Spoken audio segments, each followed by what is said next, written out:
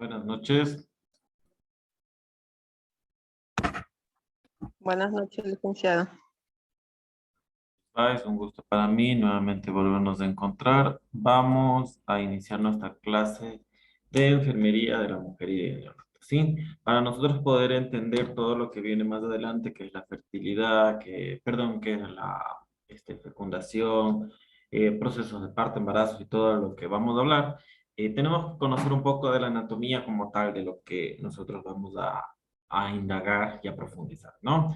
El aparato reproductor femenino es uno de lo que de lo que vamos más a enfatizar y a ir direccionando, perdón, la información. Porque ahí nosotros ya sabemos que es donde se da la fecundación como tal, como parte también del aparato reproductor masculino, pero luego de haber producido la fecundación, la implantación, viene todo el proceso como tal del embarazo, el puerperio, vamos a hablar sobre este, se me fue el nombre, la menopausia y todos los procesos como tal que conlleva eso. Sí, el aparato reproductor femenino está constituido por diferentes tipos de órganos y estructuras que nos ayudan a nosotros poder trabajar bien ante todo nuestro sistema funcional, para poder nosotros poder encaminar un proceso, una actividad, algo en específico, ¿sí? Está constituido de manera interna y externa diferentes tipos de órganos. Si vamos a hablar de manera general,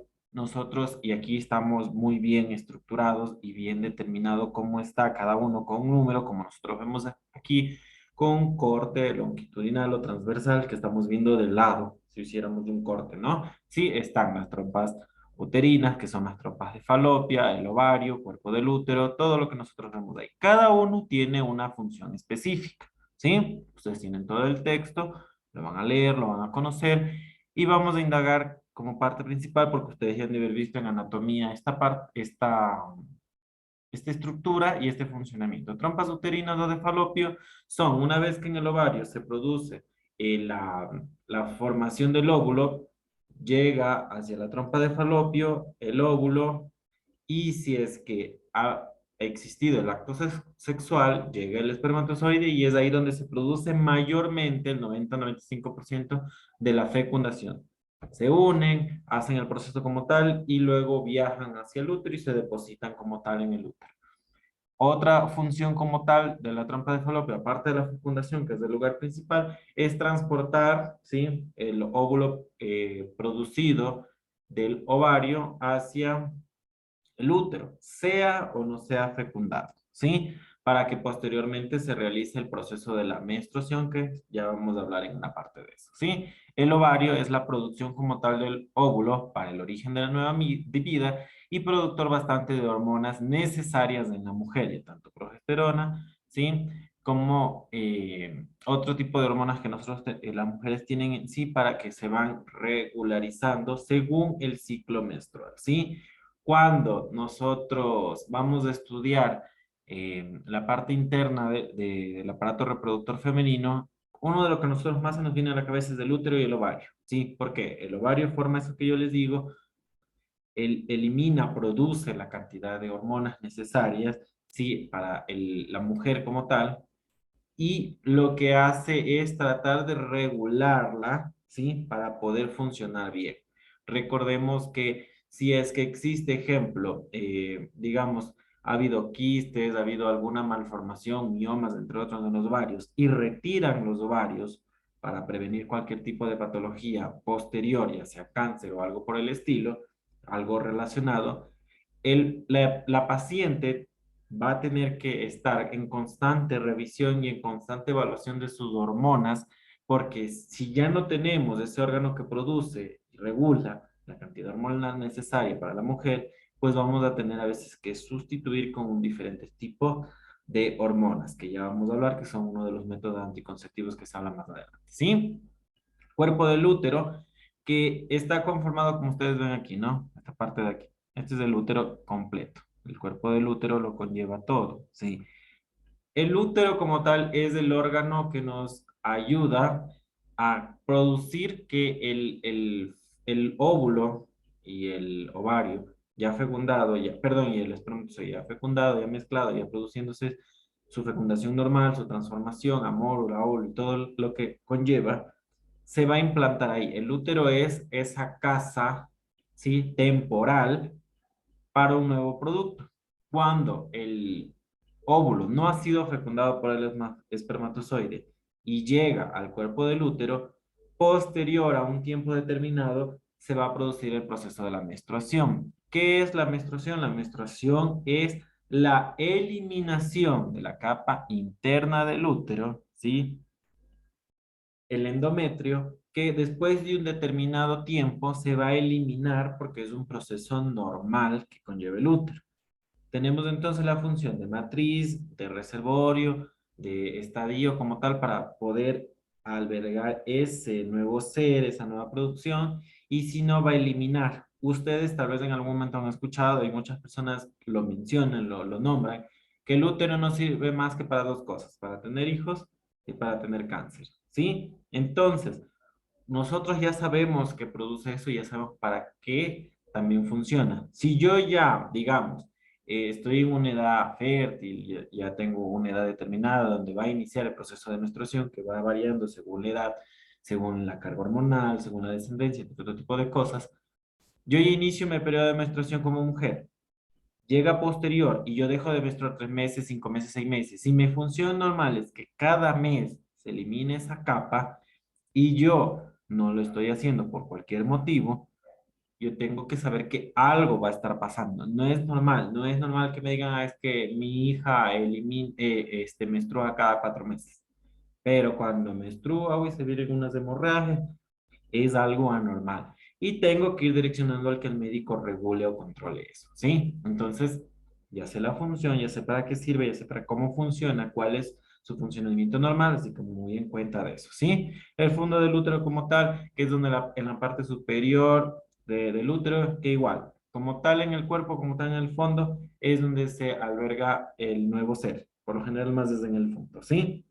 Ya sabemos para qué sirve el útero, no nos olvidemos de eso. La vejiga urinaria como tal es el reservorio temporal que es un órgano como tal, así como su nombre lo dice, una vejiga, como un globito, que luego de los riñones de haber eliminado ya todo, filtrado todo lo que ha hecho de nuestro contenido en la sangre, produce orina, se va a acumular ahí, y cuando ya llega a un nivel donde el esfínter, que es un músculo que contiene cerrado a la vejiga, ya no, ya está como que sensibilizado diciendo ya hay mucha orina, la va a eliminar. Entonces, la vejiga es un órgano como reservorio temporal de la orina para poder eliminar, ¿sí? Vamos a la uretra, que es el conducto como tal de la orina, perdón, de la vejiga hacia el meate urinario, que el meate urinario es la parte externa como tal para eliminar la orina, ¿sí?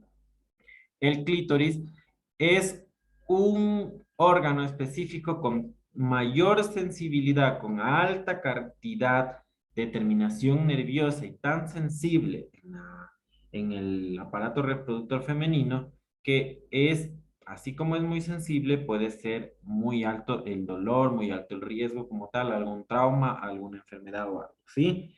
Es uno de los mayores estimulantes ante el deseo sexual femenino, ¿sí? Muy en cuenta en eso. La vagina es el conducto como tal de los labios externos hacia el útero, ¿sí? Para poder conllevar el acto sexual. Tenemos que, algo que siempre tenemos un error y hay muchas personas adultas que no conocen del tema y lo asocian a mal. Ejemplo, cuando nosotros decimos que hay una histerectomía, la extracción como tal del útero, por cualquier enfermedad, cualquier causa, lo que sea, ¿sí? Van a retirar el útero y hay mujeres que dicen, ¿y cómo voy a orinar? ¿Y dónde voy a orinar? ¿Dónde? Recordemos que el útero está aquí, como vemos aquí en la imagen, la vagina, que es el conducto que yo les decía, de los labios externos hacia el útero, lo que hacen es retirar esto, ¿sí? Y acá está la vagina. Donde está la orina es en la vejiga y acá está el meato urinario. Son dos conductos diferentes, ¿sí? Que tenemos que conocerlos. Están cerca, sí. Si nosotros acostamos a una paciente boca arriba, ¿sí? El útero está abajo y acá está la vejiga. Entonces, el canal urinario, la uretra, va a estar superior. Vemos el meato urinario, que es el final por donde ya nosotros orinamos, y la vagina, el conducto de los labios externos hacia el útero, están abajo, ¿sí? Entonces, cuando ustedes vayan a poner una sonda, ejemplo, van a colocar en la vagina, hacen la desinfección, todo el proceso como tal, la limpieza, sexy, antisexia, todo lo que tienen que realizar, ¿sí? Van a revisar y siempre tengo que tener en cuenta que arriba está la vejiga, arriba está el meato urinario y abajo está la vagina hacia el útero. Entonces voy a colocar la sonda en el meato urinario porque yo quiero que esa sonda elimine orina, ¿sí? Entonces yo ya tengo en mi mente las funciones específicas de cada estructura de mi aparato, ya sea si yo soy hombre voy a conocer el femenino y si yo soy mujer voy a conocer el aparato como tal y al momento de yo trabajar también, ¿sí? Los labios mayores y menores lo que hacen es cubrir, ¿sí? Los órganos para que no estén expuestos, porque si estuvieran expuestos existe el alto riesgo de infección, ¿sí? Y la parte que nosotros hablamos de eliminar como tal, se me fue la palabra, heces, ¿sí? Ya los residuos, los desechos como tal de la digestión, que es el recto, que eso conlleva otro aparato, pero está aquí, ¿sí? Entonces nosotros ya hemos visto y hemos conocido y ya vamos a hablar más adelante del por qué estamos mencionando esto, ¿sí? Ahora vámonos con el aparato reproductor masculino. Cuando nosotros mencionamos un aparato, sabemos que para poder hacer una fecundación necesitamos del otro. Si nosotros no estamos hablando de la fecundación, son órganos aparte, ¿no? Que también vamos a hablar de la fertilidad y la reproducción y lo vamos a estudiar de manera aparte. Son componentes de similares de estructuras cada uno, ¿no? Tienen componentes, pero no son lo mismo. Nosotros ya sabemos, conocemos, ya sea para anatomía, por lo que hemos estudiado, en otro tipo de cosas, o por una anatomía propia, de que están estructurados de manera diferente. ¿Cuál sería una ventaja del aparato reproductor masculino? Es que es más externo que interno, ¿sí? A diferencia de la próstata, o la vejiga igual. El resto es un órgano externo que podemos evidenciarlo como tal y aquí lo estamos visualizando, ¿sí? Cumplen similares características. Ejemplo, el uréter yo ya sé que es el conducto desde la vejiga hacia el meato urinario, hacia afuera.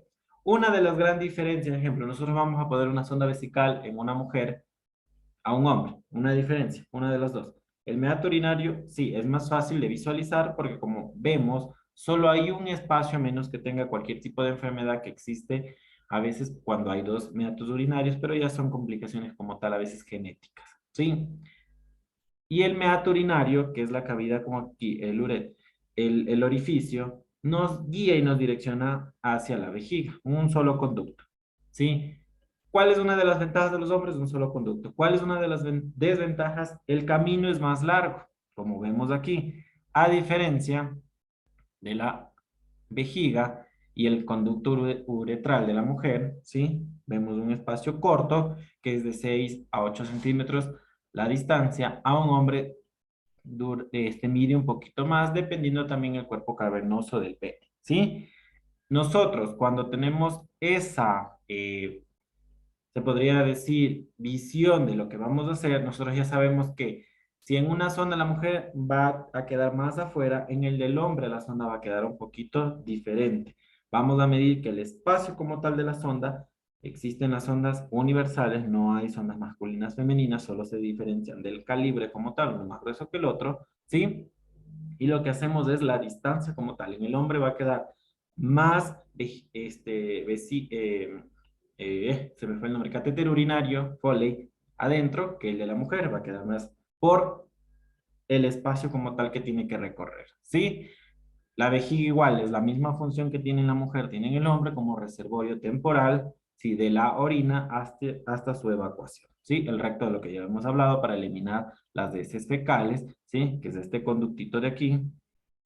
La glándula prostática, que es la que está aquí, es uno de los ejemplos más que nosotros conocemos hasta para poder decir dónde se encuentra la próstata.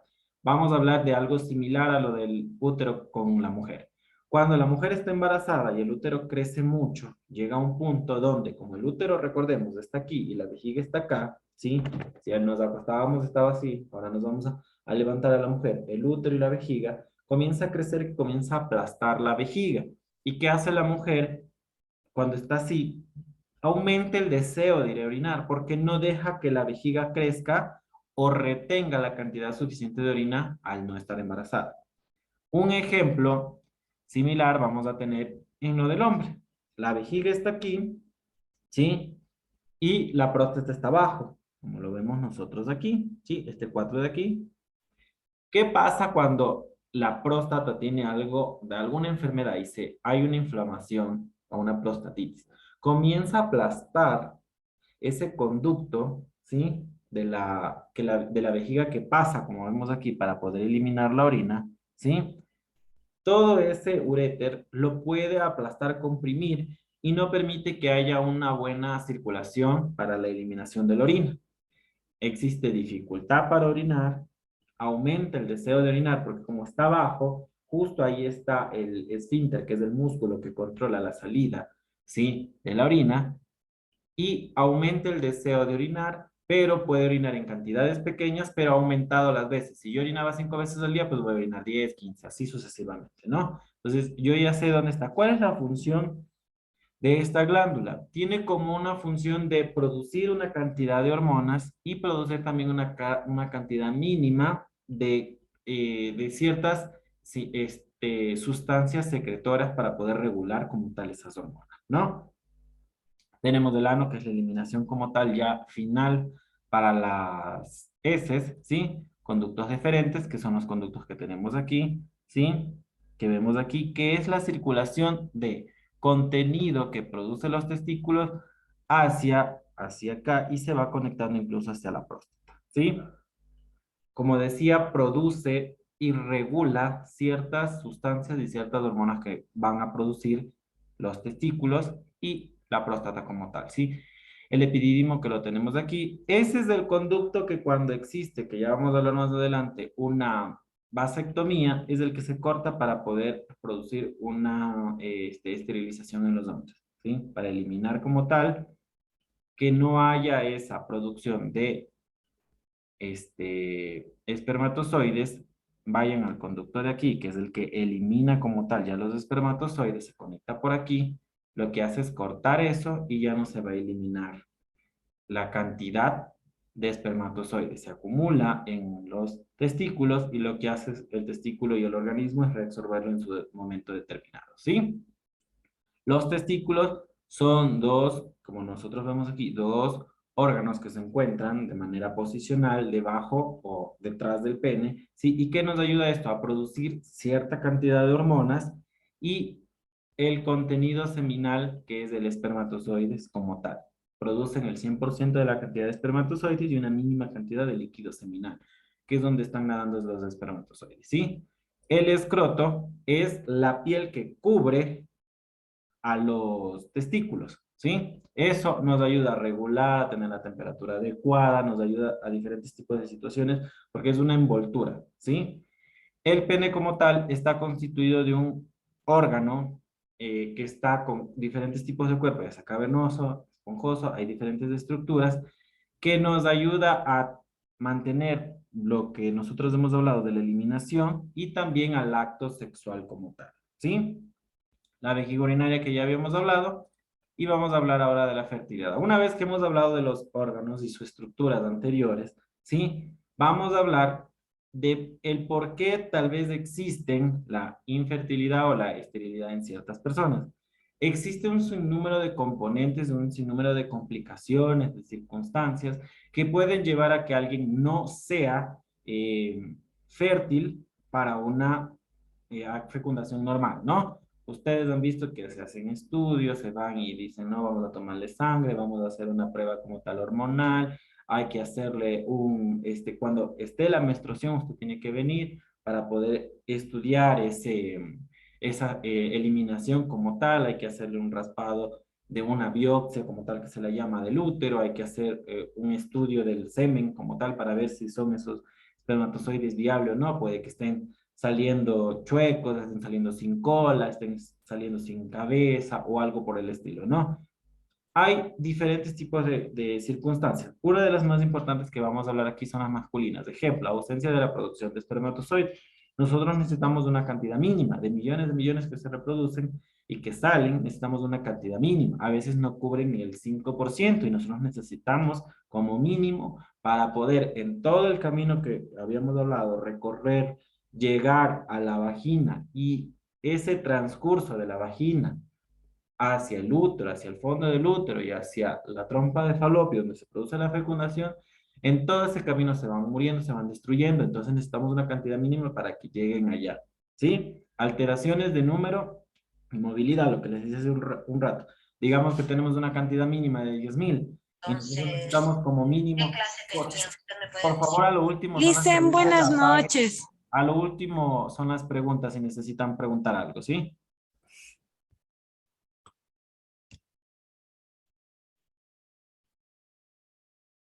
Ya. Cuando nosotros tenemos alteraciones, de ejemplo, de la cabeza o de la cola, si la cola es lo que les permite deslizarse o movilizarse hacia ese lugar. Si no tiene cola, no se va a poder movilizar. Si no tiene cabeza, ¿qué es lo que ingresa a la, o está mal formada la cabeza o alguna estructura inadecuada hacia el óvulo? No se va a conectar porque a través de la cabeza es que ingresa y la cola se cae. ¿Sí? Entonces, estructuralmente hablando y funcionalmente hablando o hablando de la producción, eso es lo que pasa, ¿sí? Ahora vamos a hablar de la parte de las femeninas. Existen diferentes, una de las partes más afectadas en realidad es las mujeres, porque su producción hormonal a veces es muy alta, muy baja, hay alteraciones como tal en cuanto a la producción de cierta hormona que nos ayuda a producir los óvulos. Hay fallas en la estructura, digamos, de las trompas de falopio, a veces están retorcidas, a veces son muy estrechas, a veces son muy cortas, no llegan a donde deben de llegar y los espermatozoides y los óvulos no se conectan, sino cae el óvulo y cae el espermatozoide y a veces incluso existen los embarazos ectópicos, cuando el embarazo no se da dentro del útero, la fecundación y la producción como tal no se dio dentro, sino fuera, ¿sí? Y un sinnúmero de complicaciones. Es, lastimosamente hablando, es lo que más pasa en realidad, ¿sí? Por lo general, el porcentaje de infertilidad más se da por mujeres que por hombres, ¿sí? Por el sinnúmero de situaciones que se les dice. Además, si nosotros nos vamos a estadísticas, las mujeres se hacen más de estudios. Los hombres, por no atacar a su virilidad, a su funcionalidad, prefieren no hacerse, ¿sí? Y no tenemos incluso ni siquiera una estadística correcta, porque como les digo, el hecho de afectar a su virilidad y toda la historia, no la realizan, no se cumple y se queda ahí. Entonces, se va direccionando hacia esa parte más. Una también de las estructuras que más afecta es la producción de miomas y producciones de quistes. Estos no ayudan a que los óvulos se produzcan de manera correcta. A veces hay miomas que cubren justo la parte donde se debe de implantar, ¿sí? El óvulo ya fecundado. Y no se realiza la fecundación porque, obvio, está el mioma, quiere implantarse el óvulo y no se produce, ¿sí? A veces el quiste está lleno de, perdón, el ovario está lleno de quistes y lo que no hace es eliminar los óvulos, sino se van acumulando, acumulando, acumulando, porque hay diferentes tipos de quistes, ¿sí? Y se van acumulando. Entonces, como les digo, se van encaminando más a que los estudios de esterilidad más se van a dar a las mujeres o se están dando más a las mujeres por el hecho de que se reapunta de que ellas sí se hacen estudios y los varones por lo general no se realizan estudios por el miedo o por el pensamiento de han de creer que yo no tengo virilidad, entre otro tipo de cosas, ¿no? Lastimosamente eso sucede y eso es lo que se da en el día a día, ¿sí? Los procesos diagnósticos son un sinnúmero de procesos, lo que yo les decía, a veces es estudios como tal directo de la carga hormonal de la mujer, estudios directos de la biopsia del útero, estudios con imagen, estudios con un sinnúmero de cosas. En el hombre, por lo general es más sencillo porque se toma la muestra del semen y ahí murió, ya que gracias a eso es el único proceso que nosotros necesitamos para ver en qué está fallando el hombre, ¿sí? Se estudia la cantidad, el semen como tal y listo. En cambio, en la parte de la mujer es más estructural porque vamos a conllevar más, ¿sí? Ahora, nosotros hemos estudiado o hemos leído, hemos escuchado cuáles son una de las estrategias para la reproducción humana asistida, ¿sí? Existe la inseminación artificial, ¿sí? Cuando la mujer tiene todas las condiciones correctas y solo ingresa el semen, ¿sí? Existe cuando tenemos un problema como tal de las dos partes tal vez, ¿y qué hacen? los estudios que nosotros hacemos, retirar el óvulo bien funcional, sí, eso por lo general se da en estudios caros, ¿sí? Se retira el óvulo, se retira el espermatozoide, hacen la fecundación e ingresan ya ese óvulo fecundado y lo colocan en la pared del útero. Y el resto ya saben ustedes cómo va a conllevar o lo vamos a conocer posteriormente, ¿sí? Existen diferentes tipos de inseminaciones. A veces se hace de manera transvaginal, a veces se hace de manera, con aparatos como tal para poder nosotros ingresar directo, así como yo les decía, hacen pinchazos que van directo, hacen colocaciones que van directas hacia la parte del útero, lo implantan, hay transvaginales como tal, hay lo que yo les decía que solo van a ingresar los espermatozoides para que vayan y fecunden, hay un sinnúmero de situaciones. Eh, por lo general, cuando nosotros hablamos de una fecundación, se va a dar según lo que alguien necesite, según lo que van viendo, según lo que van estudiando y según lo que van a ir a necesitar. Porque si nosotros nos vamos a países grandes, van a ser los estudios masivos, van a ser estudios completos para nosotros poder evidenciar qué hace falta y poder ir direccionando. En el país lo que más se usa es la inseminación artificial, ¿sí? Ingresa el semen como tal y hace su trabajo, ¿sí? En el mejor de los casos. Y una cantidad mínima es el ingreso como tal de un óvulo ya implantado, ¿sí? Perdón, ya fecundado. Solo van y lo implantan, ¿sí? Vamos a hablar de la historia ahora sí materno-infantil. Una vez que nosotros ya entendemos cómo tal vez funcionan los órganos y ahora vamos a hablar sobre cómo se ha dado esto de la maternidad. Sí, nosotros ya hemos hablado cómo funciona y cómo se embaraza. ¿Cómo se da las primeras historias de un parto? Sí, nosotros aquí tenemos uno de los ejemplos y esto es algo que se ha ido evidenciado y se ha pasado por la historia, ¿no?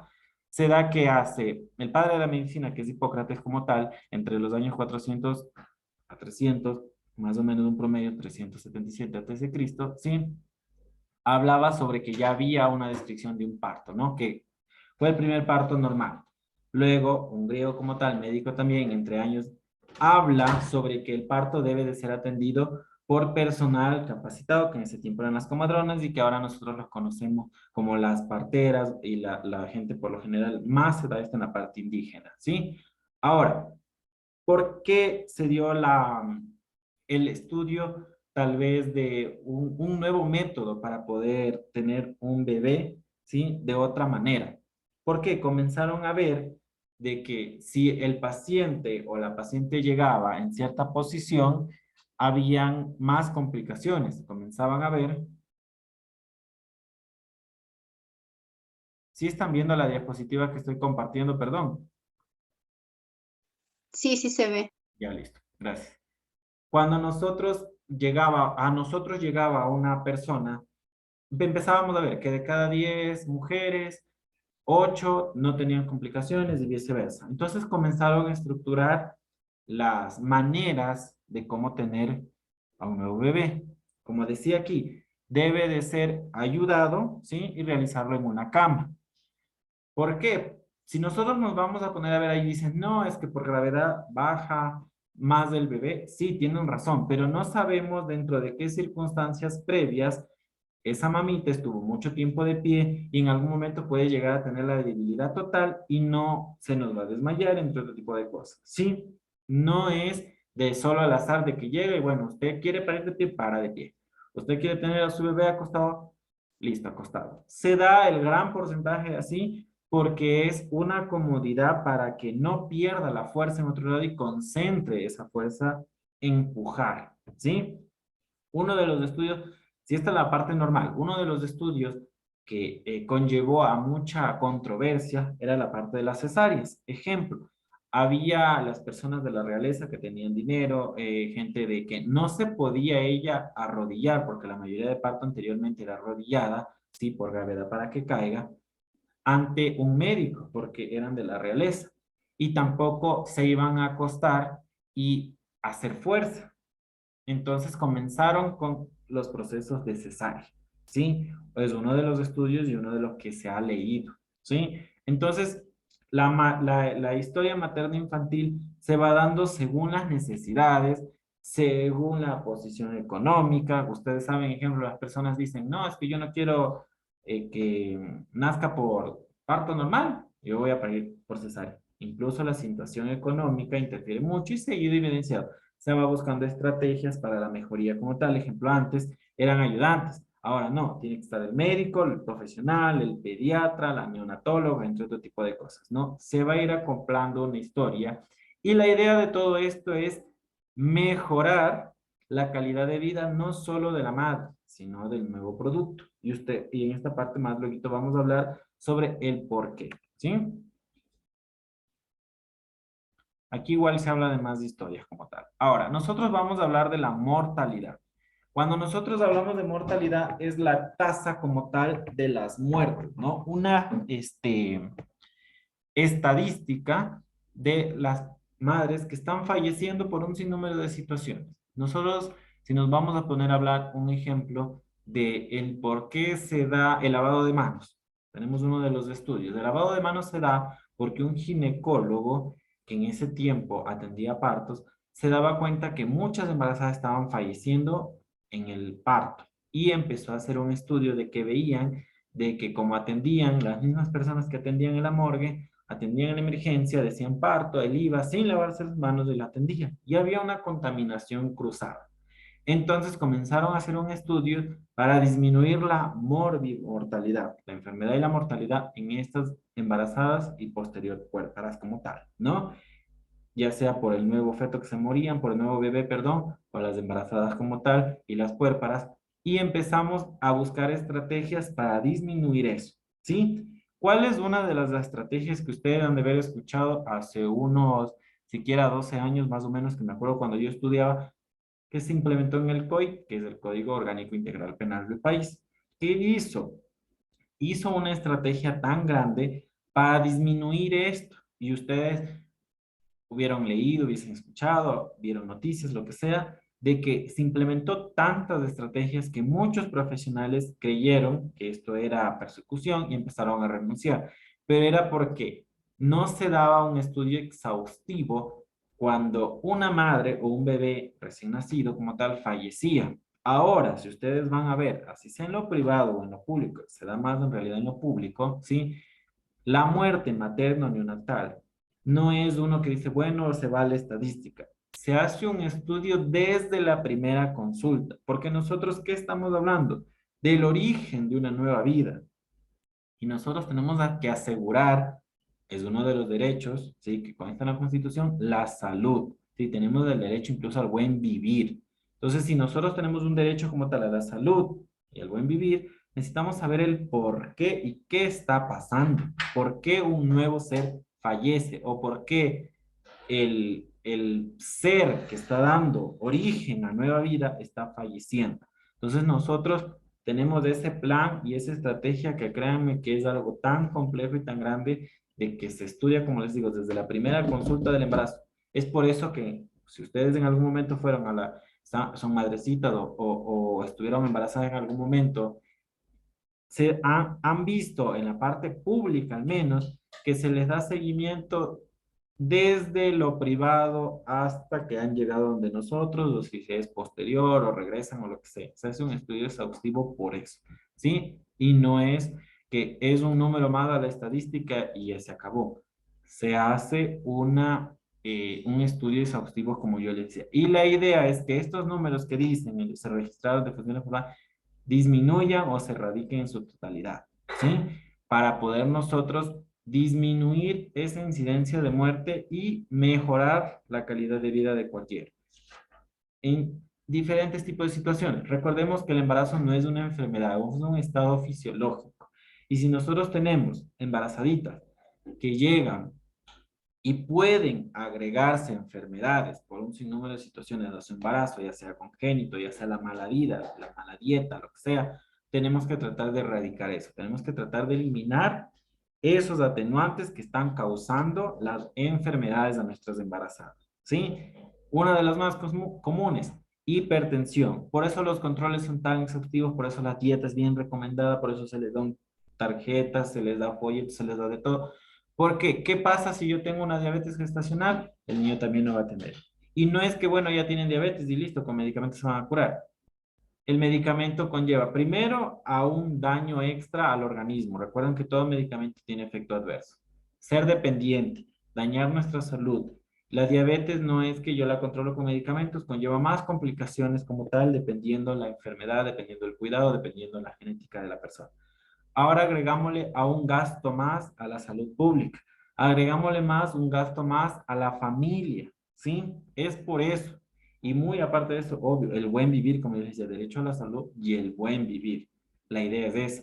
Si yo no cuido a una embarazada y no mantengo que esas enfermedades no se den, y yo no controlo, digamos, a una embarazada correctamente, y la persona comienza a tener hipertensiones. Las hipertensiones pueden llegar a una preeclampsia, eclampsia, convulsiones, ¿sí? Y a un síndrome de Gel, que ese síndrome de Gel llega a unas crisis epilépticas, llega a un daño hepático, pueden llegar a hemorragias, pueden llegar incluso a la muerte como tal y a la parte de un daño cerebral de esa mujer, o posteriormente puede llegar a una muerte total, ¿sí? Entonces, no es solo, ya bueno, una estadística más.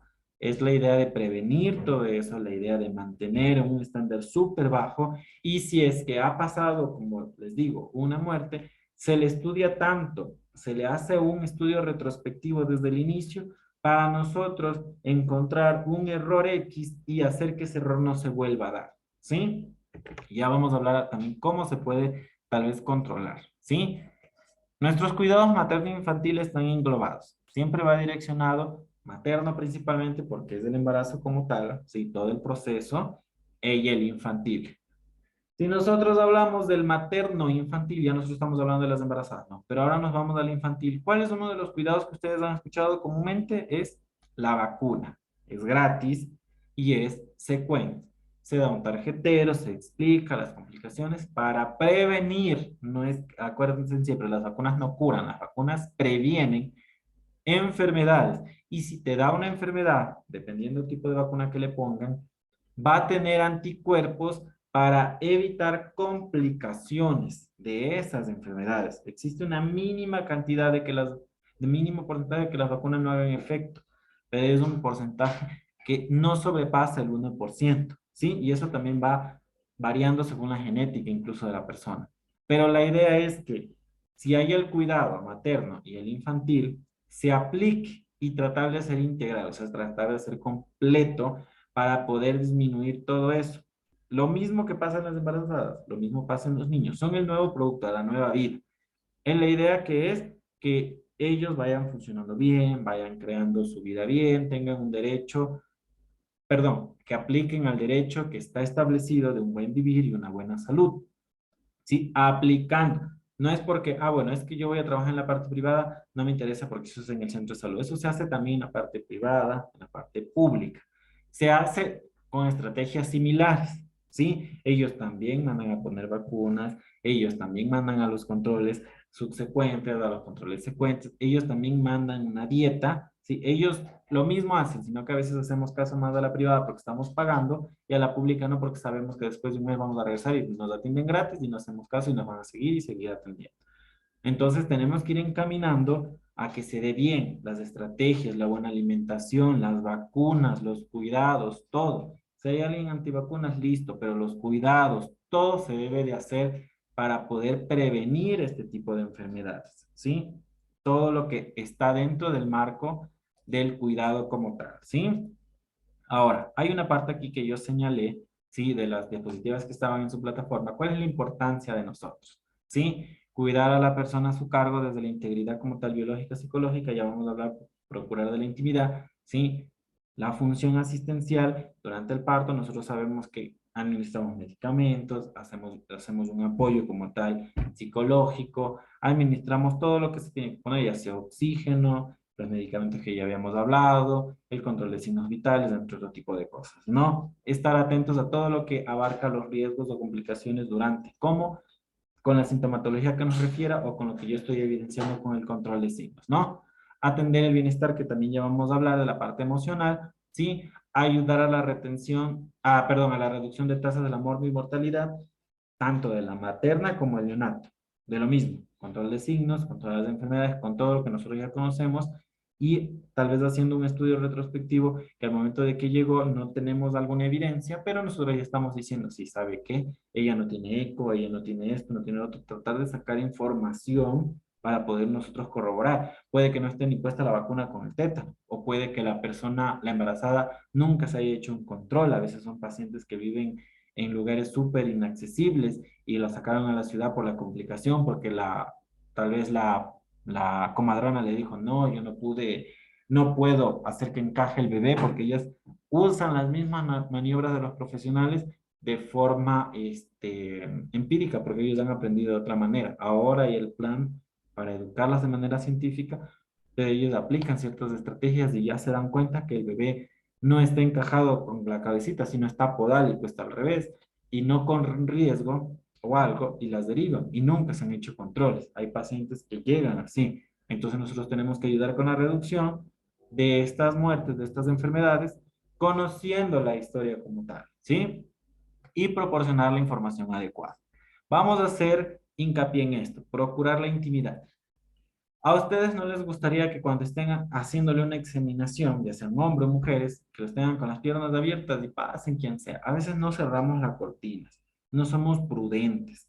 Eh, Necesitamos a veces que solo estén descubiertas acá y hacemos que estén descubiertas en su totalidad. Es muy importante porque, así como ustedes dicen, no, a mí no me gustaría, y es lo correcto, es lo normal, porque tenemos uso de razón, la mujer al momento de dar a luz puede que alguien me diga, no, es que yo solo pensaba en el dolor y en el parto. No todos asimilamos de la misma manera y puede que en ese momento ella se sienta agredida, se sienta mal, se siente incómoda y no va a producir un parto correcto. No se va a concentrar que cuando venga la contracción ella debe de pujar. Un ejemplo, que cuando debe de hacer el proceso de pujar, tiene que respirar profundamente y en una contracción eliminar. No lo va a lograr porque está psicológicamente enfocada tal vez en otro lado y existe esa alteración. Entonces nosotros tenemos que procurar mucho cuidar esa intimidad, cuidar la integridad de la paciente. ¿Sí? Tenemos, perdón un ratito,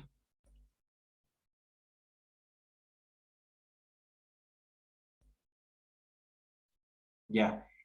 La otra parte que había querido hablarles, sí, es de la agresión materna. Ustedes han visto tal vez afiches, han visto noticias, han visto imágenes, que se habla mucho de una parte que cuando le dicen, un ejemplo, ¿no? Y es algo de lo que se escucha muy feo.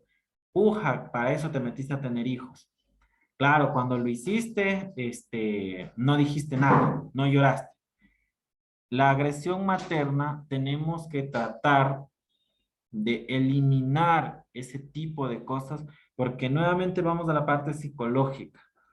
Se van a sentir afectadas, se van a sentir agredidas, ¿sí? Y pueden llegar incluso al punto de denunciarnos y están en todo su derecho. Y no lo vamos a hacer solo por prevenir la denuncia, sino vamos a la parte psicológica, vamos a la parte humana. Está teniendo un proceso fisiológico normal que es del parto, ¿sí? Y es un dolor que solo tal vez una madre más que ha tenido el mismo proceso del parto lo va a entender, el resto no lo va a entender, ¿sí? Y no tenemos que ser parte de tenemos que ser parte del proceso de no dar eso, ¿sí?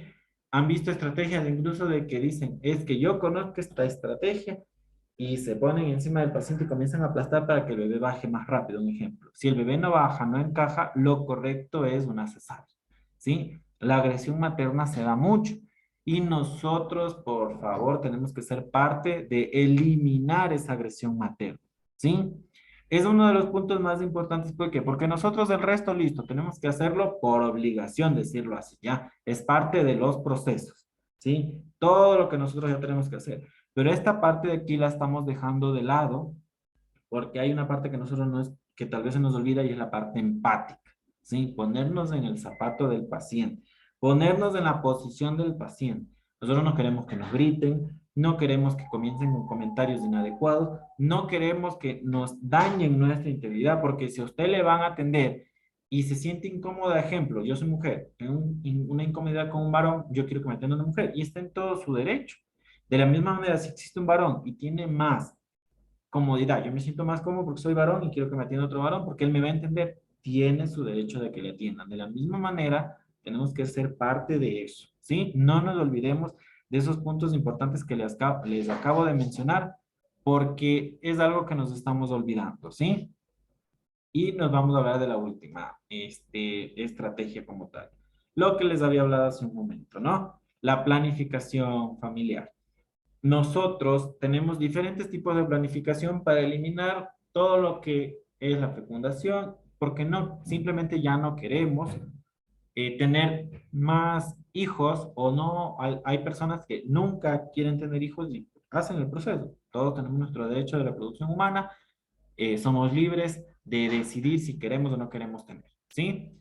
Lo malo es que no existe el límite que debería existir porque ustedes, aunque suene feo, escuchen y leen o vayan a ver estadísticas que la gente con menos recursos económicos son los que más tienen hijos.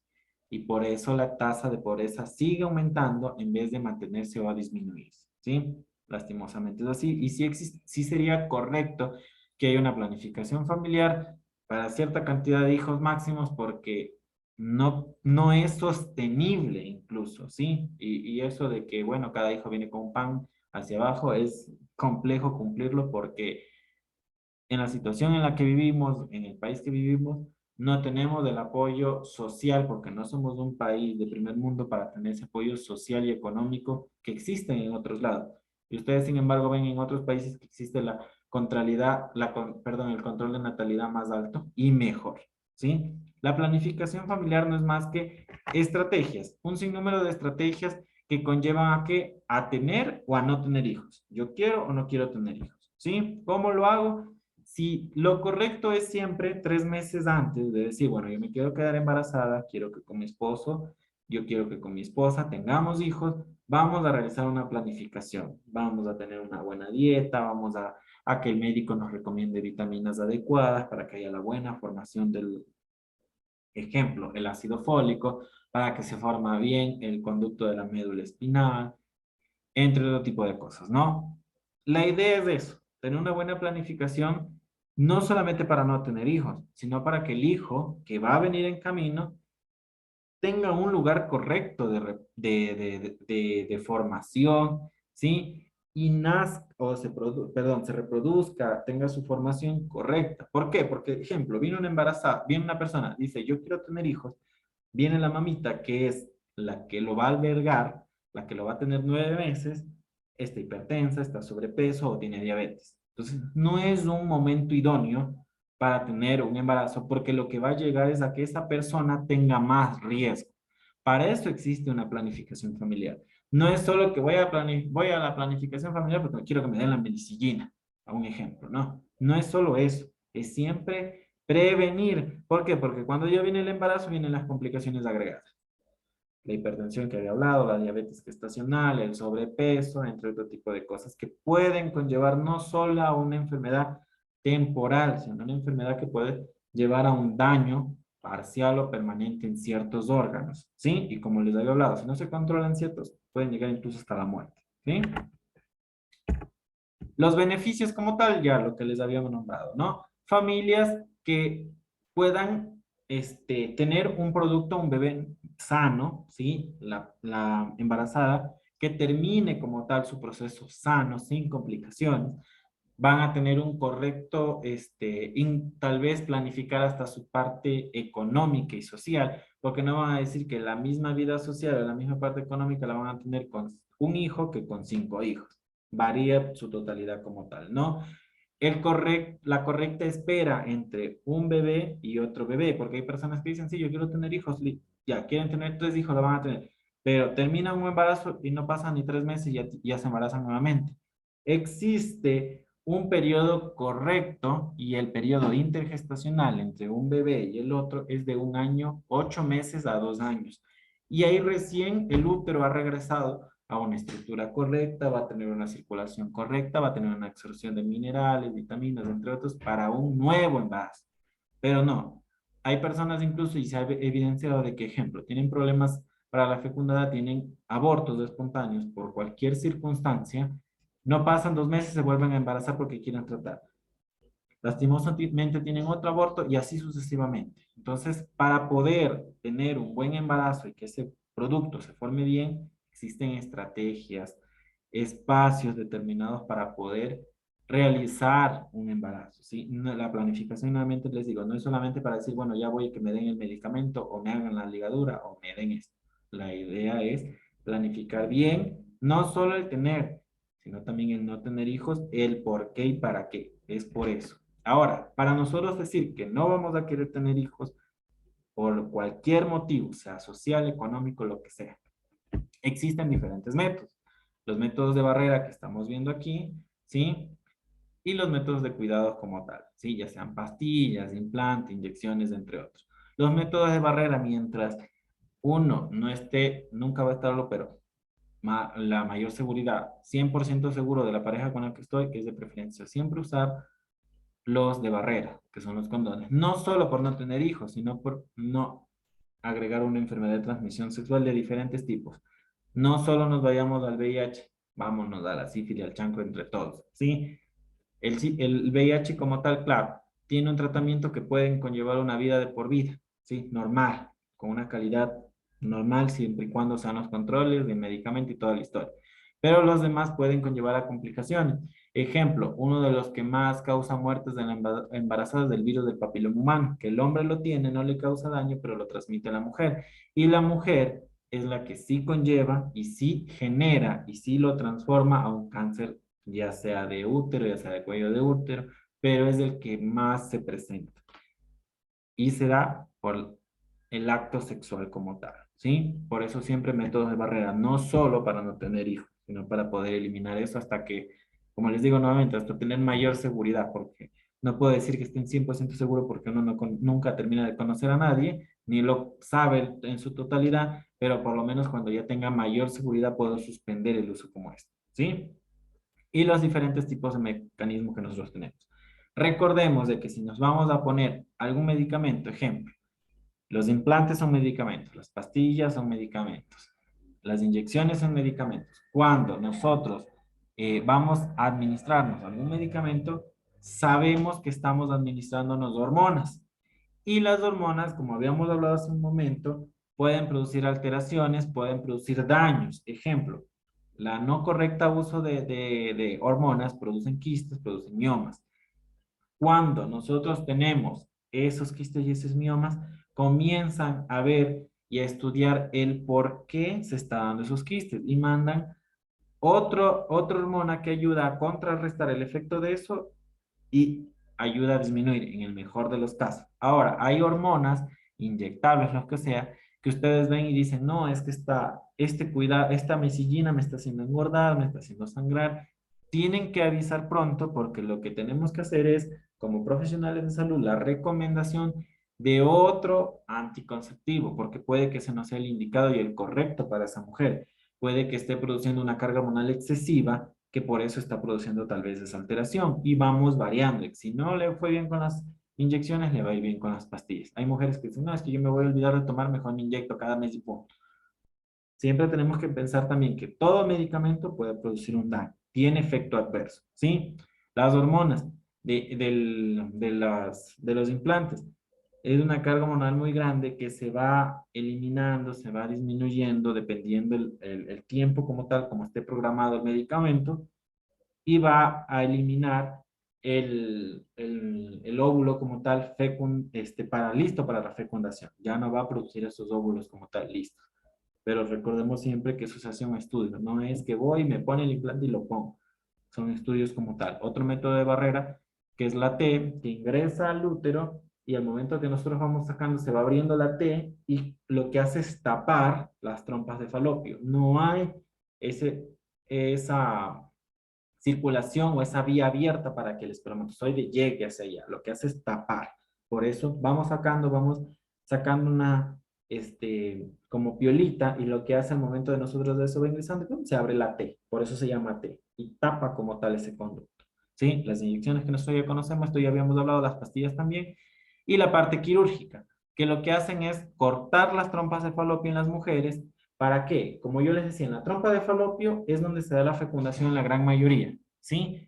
Y si no se da ahí, digamos, el óvulo se da en el ovario, ¿no? Viene la trompa de falopio y llega hacia el útero. Entonces lo que hacen es cortar ese espacio de que el óvulo se produjo en el ovario, pero se queda por ahí y no va a llegar al espermatozoide porque el espermatozoide ingresa por el canal vaginal, ¿no? Entonces lo que hacen es cortar justo en el lugar donde tiene que ir o tiene que venir, ¿sí? Ya no va a haber ese espacio y no va a haber esa conexión para la fecundación, ¿sí? Ahora, existen diferentes de cortar, de ligar, de solo amarrar y de quemar. Lo más correcto es cortar y quemar porque si se amarra hay hilos que se han visto que con el tiempo se abren o se dañan y puede haber el riesgo de embarazo. Y lo que yo les había hablado hace rato, que solo cortan un conducto específico de un conducto que sale de los testículos y va hacia otro conducto correcto que va a salir, ¿sí? Por el uréter para mezclarse con el contenido seminal del testículo, salen los espermatozoides por el epidídimo, llega hacia ese conducto y se elimina. Lo que hacen es cortar para que los testículos sigan produciendo los espermatozoides, pero ya no van a llegar, se quedan ahí y con el tiempo se van a reabsorber. Existen diferentes tipos de métodos como los que hemos hablado. Recordemos que cada proceso, ¿sí? Cada actividad es un estudio. No es de que yo llego y quiero que me pongan cualquier cosa o no es un método como tal para poder, solo prevenir como tal. No nos olvidemos de que también vamos a hacer una planificación familiar para poder nosotros mejorar la calidad del producto que viene, mejorar también mi salud, ¿sí? Y tratar de ayudar a que eso sea, que nos dé un buen vivir como tal, no solo social, sino también económico, ¿sí? Aquí tenemos uno de los ejemplos de cuál es la efectividad. Eso va a ir variando, porque alguien va a decir, no, a mí no me hace efecto el implante, antes de retirarme el implante yo me embaracé. No, a mí, existen casos y casos, ¿no? Hay de todos, ¿sí? Unos van a decir, no, yo 100% efectivo con el método del ritmo, que el método del ritmo no es más que un día determinado antes de la menstruación y después de la menstruación, y en ese tiempo, la persona, la mujer que tiene una menstruación bien regular, conoce sus días fértiles y sabe que en esos días no puede tener relaciones sexuales porque puede quedar embarazada. Existen y se mantienen con el método del ritmo. Hay personas que no porque tienen una menstruación irregular y no se pueden arriesgar a eso, ¿sí? Van a variar, como les digo nuevamente, alguien va a decir, no, a mí me funciona, a mí no me funciona. Todo va a ir disminuyendo según la persona, según la enfermedad, según todo, ¿sí? Incluso hasta el clima interviene en eso. Eso es todo, jóvenes, por hoy. ¿Alguien tenía una pregunta, por favor? Creo que era Mireya. ¿Cómo está, Alicia? Buenas noches. Sí, lo que pasa, en realidad no era una pregunta, Dígame. no una inconformidad. Resulta que teníamos dos clases a la misma hora, que era de ética y la suya. Entonces se ¿Ya? chocaron las dos clases, pero bueno, ya Raquel habló con la licenciada de ética, entonces coordinaron que apenas acabe esta clase, a las 9 empezamos la siguiente clase. Ah, ya listo. Pero ya luego ahorita el instituto se va a encargar de, hay que comunicarse para ver cómo nos organizan las materias. Eso era, Alicia. Ah, ya. Disculpen, en realidad a mí me dicen tal día, me dicen la hora y yo lo que hago es organizarme, en realidad. Y trato de poner siempre a las 8 porque es una hora donde ustedes ya están en la casa, la mayoría si trabajan de lunes a viernes de horario administrativo ya están en la casa, ya están cómodos, ya han comido y también yo ya termino mis clases de la maestría. Por eso siempre he optado por este horario. No, no me han dicho nada de lo que chocan, disculparán, ¿sí? Buenas noches, Entonces, licenciado. dígame, Dora. Buenas noches. Miren, nosotros tuvimos ese inconveniente igual, por eso, por la razón de que nos conectamos tarde. Lo que pasa es que algunas compañeras, en cambio, no tenemos el link suyo. O sea, Pero eso está en teníamos la el, plataforma. Eso está en la plataforma. pero no hay. O sea, solo teníamos el link de la otra docente que nos estaba dictando la clase y no tenemos más. O sea, y eso Buenas nos pasó. noches, Lucy. Ya, Lo que pasa es que perdón, Raquel, espere un ratito que Dora está hablando. Dora, yo voy mañana a hablar de eso que me está diciendo, ¿ya? Mañana sin falta hablo con el departamento educativo, ¿sí? Ya, por favor. Y mi consulta también es, vamos a tener dos Dora, materias. a ratos no le escucho nada, parece que se aleja mucho, pero no le escucho nada a ratos. A ver, Ahí una sí. consulta. ¿Vamos a tener las dos materias a la vez? O sea, o dos materias a diferente hora, pero dos materias. Me imagino que sí, porque si tienen programado bioética, han de tener las dos materias en el mismo mes, digámoslo así. Pero yo doy la de aquí, la persona que vaya a dar bioética en otro horario. Sí, porque la siguiente clase tenemos, como ustedes dicen, el 24 y también nos chocamos ahorita bien la plataforma y se choca el 24 también tenemos con la otra licenciada a la misma hora. Ya, mañana, por favor, yo no sé si me podrán hacer acuerdo. ¿Tienen mi contacto? Sí, Ya, Sí, por favor, háganme acuerdo mañana en la mañana lo más temprano posible para ver si mi materia la damos a las 7 de la noche, ¿ya? Ya, de ya. acuerdo. Listo. Cualquier cosa, como si tienen mi contacto, las tareas, como ustedes saben, a veces yo las hago, a veces no, los cuestionarios igual, yo no he hecho nada de esta plataforma, solo la voy a dar, la clase, se comunican conmigo, ¿sí? Cualquier cosa que tengan dudas. Les vuelvo a dejar mi contacto por cualquier cosa. Por favor, mensajes de audios, no llamadas y en horarios adecuados, ¿sí? Ya, muchas Listo, ya gracias. son las 9 para que por favor se vayan a conectar con el otro docente. Tengan una buena noche y nos vemos la próxima clase, ¿sí? Ya, listo, buenas noches. Gracias, hasta luego. Que pasen bien, hasta luego.